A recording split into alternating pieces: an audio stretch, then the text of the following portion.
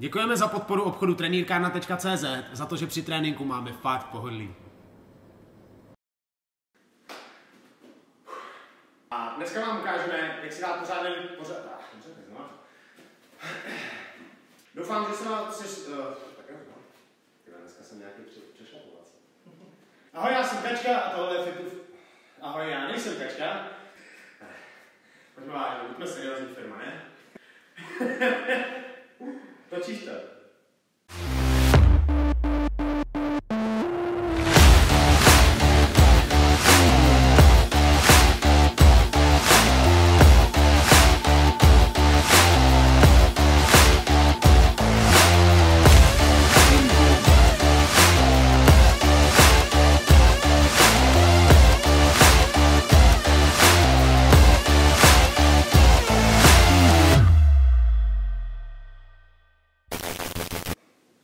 Já jsem Dan, tohle je Fit to Fight a dneska si ukážeme, jak si pořádně dát do těla na pytli, na boxovacím pytli. Zároveň si trošičku vysvětlíme, jak je fajn to navazovat, protože boxing na pytel je asi nejlepší věc, co můžete udělat pro svoje fighterské kardio. A zároveň i zjistíte, jak vám fungují mechanicky ty údery, jestli to trefujete dobře, jestli vás z toho něco nebolí a celkově už je to dost odpor proti na to, abyste se přiblížili zase o kousek blíž tomu reálnému zápasu. Pokud chceme pořádně trénovat na boxovací pytel, už je dobrý k tomu mít určitě boxovací rukavice a bandáže, abyste měli pevný zápěstí, abyste si neodřeli klouby, protože už se určitě každému stalo, když zkoušel boxovat bez rukavic na pytel, že si spál klouby, potom vlastně o to díl nemůžete trénovat, takže je lepší těmhle věcem předejít. Tak, přemýšlím, jestli ještě něco říkat. To, co povíme dneska, je postavený na přidávání postupných úderů do jedné kombinace.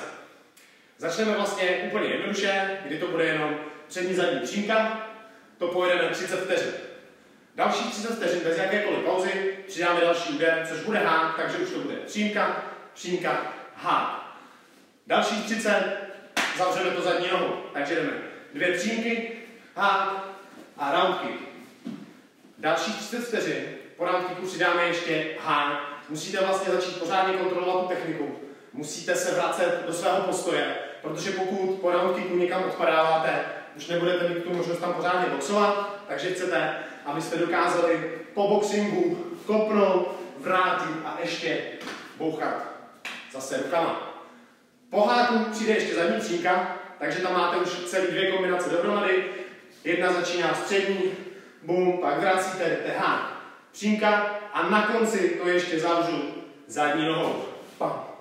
Je tam vlastně 6 přidaných úderů, mělo by to vycházet na 3 minuty celé kolo po 30 vteřinách a tohle si odjedeme 3krát v kuse. Dohromady je to jenom 9 minut práce, ale věřte mi, že pak budete pěkně spocený a dost utahaný na to, abyste si mohli potom zasloužit nějaký odpočinek.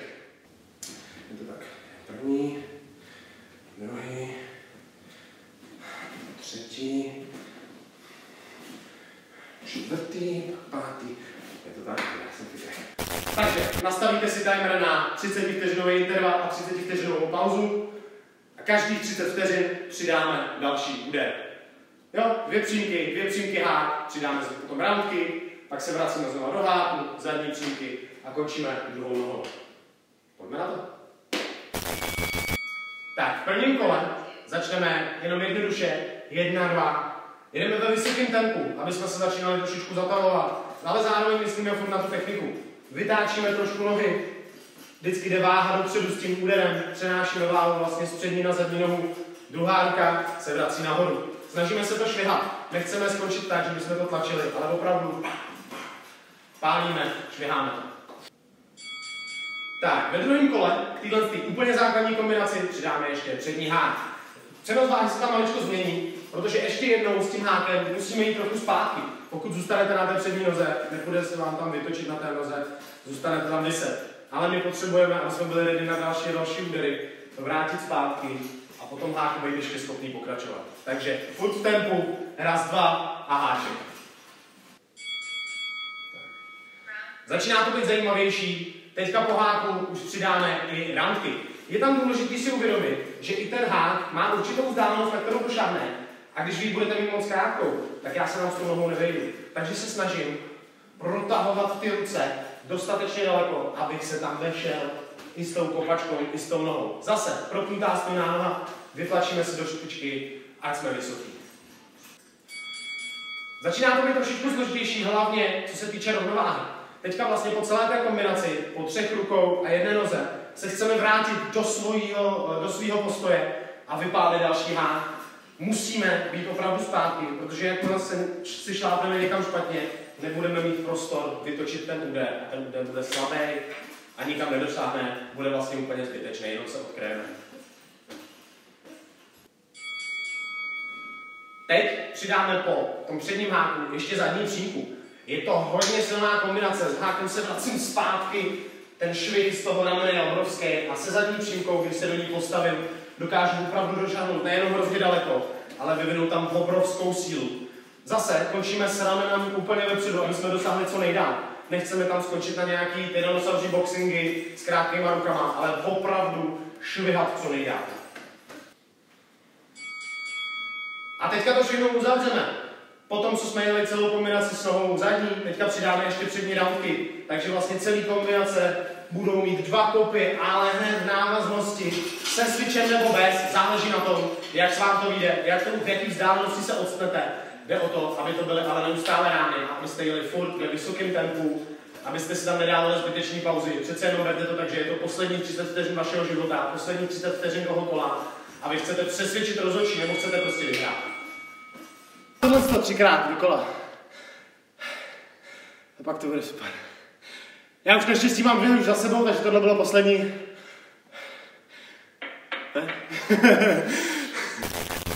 Jak jsem říkal, boxování na pytel je vlastně největší test vašeho kardia, protože jak moc šlapete do toho pytle, tolik energie on vám dává zpátky a vy opravdu musíte makat, abyste to tempo udrželi, abyste nějakým způsobem dokázali neustále pracovat, nestáli tam jako pecky. Zároveň s tím pytlem se trošku hýbejte, žádný pytel nestojí na místě, lehce se hýbe, využívejte maličko toho a používejte ty nohy, maličko pohyb dopředu, dozadu a začínejte ty kombinace ve všech jeho fázích. Nejenom když ten pytel letí ke mně, tak si na něj počkám, ale občas si pro něj dojdu, občas naopak ustoupím. Tenhle ten workout si dejte 3krát za sebou, uvidíte, že na konci se vám bude chtít asi nejvíc ležet, protože je to dost namáhavý, ale stojí to za to a to kardio hlavně do toho zápasu potřebujete. Vy potřebujete být připravený na 10 kol, abyste potom ve 3 kolech dokázali prodat všechno, co umíte. Takže určitě to nezanedbávat, žádná pohoda, šlapat do toho co nejvíc, abyste ze sebe dostali to nejlepší. Vlastně na boxování na pytel nepotřebuju paťáka, někdy mi může pytel držet, aby se mi nehýbal, ale tím si to vlastně i zjednodušuju. Pokud já chci do toho mít i ten pohyb, boxuju na volný pytel, trošičku ho následuju, trošičku se mu přizpůsobuju a snažím se s tím pracovat. Můžu vlastně i sám. Tohle to byl vlastně workout na pytel, skládání kombinací od úplného základu až po složitější kombinaci.